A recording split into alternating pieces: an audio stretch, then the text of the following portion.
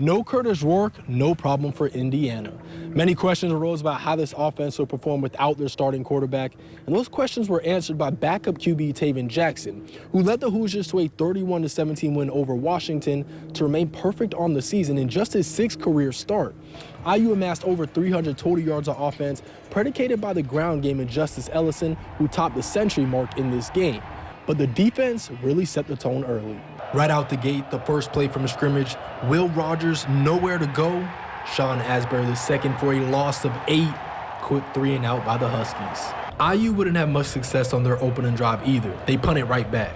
Second series now for Washington. D'Angelo Pons, great instincts for his first interception of the season, but it wouldn't be his last. 67 yards returned for the score. 7-0 Hoosiers at the end of the first quarter.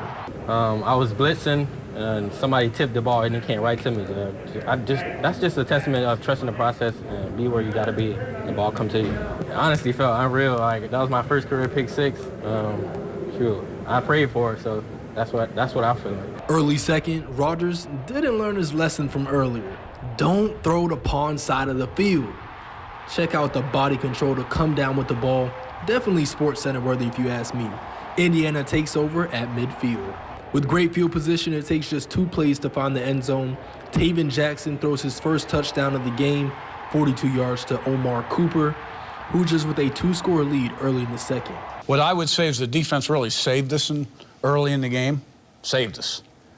And then came up with some big turnovers.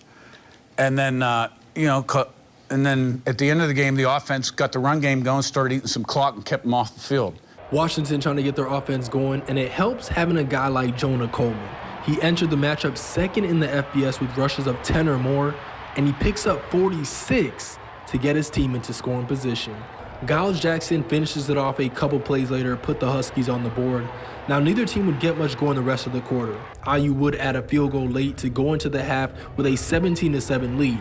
Tevin Jackson, 9 of 14 for 100 yards at the break. To begin the third, Jackson turns it over on the very first play of the second half, and the Huskies capitalize. Damon Williams from 8 yards out cuts the lead to just 3. This is when Cignetti and the Hoosiers begin to drain the clock and pound the run game. 14 plays, 11 of them on the ground for 75 yards, except for this big gain to Miles Price. Then it's Justice Ellison who punches in the touchdown. It's 24-14 IU midway through the third. Indiana's defense forces Washington to punt on back-to-back possessions. Then Price gives the sellout crowd what they came for. 65 yards on the return, out of bounds at the Washington 14-yard line. And with all the eyes on Elliston in the backfield, Jackson keeps it for himself, just too easy. Jackson finishes 11 of 19 for 124 yards, but Indiana holds on to get a 31-17 win over Washington. It's been a while since I've started a game. I think last start was Michigan. So just wanted to get out there and feel comfortable, feel loose, and my teammates did an unbelievable job of giving me confidence all week.